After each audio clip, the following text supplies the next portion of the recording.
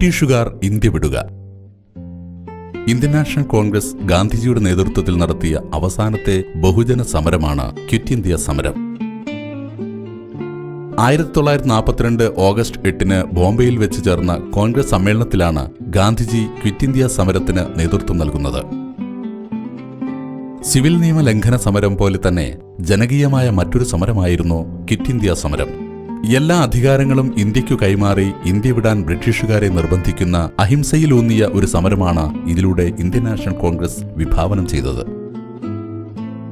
Quit India സമരത്തിനു പല കാരണങ്ങളുണ്ടായിരുന്നു. ഒന്ന്, ഇന്ത്യയിൽ ഭരണഘടനാ പരിഷ്കാരങ്ങൾ നടപ്പിലാക്കാൻ ബ്രിട്ടൻ കാണിച്ച വൈമനസ്യം.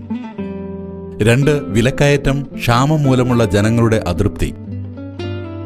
3, രണ്ടാം ലോകമഹായുദ്ധത്തിൽ ബ്രിട്ടൻ പരാജയപ്പെടുമെന്ന തോന്നൽ.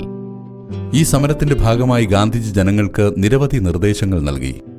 1, നാട്ടുരാജാക്കന്മാർ സ്വന്തം ജനങ്ങളുടെ പരമാധികാരം അംഗീകരിക്കണം. 2, കർഷകർ ഭൂനികുതി കൊടുക്കാൻ കൂട്ടാക്കരുത്.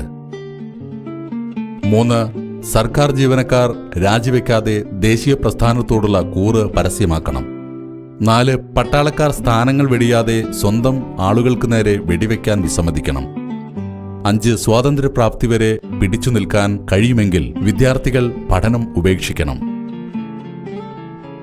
ഗാന്ധിജി അടക്കമുള്ള നേതാക്കളെ അറസ്റ്റ് ചെയ്ത ബ്രിട്ടീഷ് സർക്കാർ മറ്റു സമരങ്ങളെപ്പോലെ ഈ സമരത്തെയും വളരെ ക്രൂരമായി നേരിട്ടു. ഇതുപോലുള്ള അടിപൊളി ക്ലാസുകൾക്കായി സ്റ്റൂയിഡ് ലേണിംഗ് ആപ്പിൽ ജോയിൻ ചെയ്യൂ.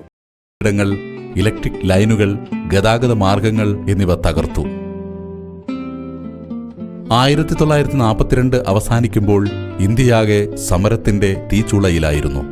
ഇതുപോലുള്ള അടിപൊളി ക്ലാസുകൾക്കായി സ്റ്റൂയിഡ് ലേണിംഗ് ആപ്പിൽ ജോയിൻ ചെയ്യൂ.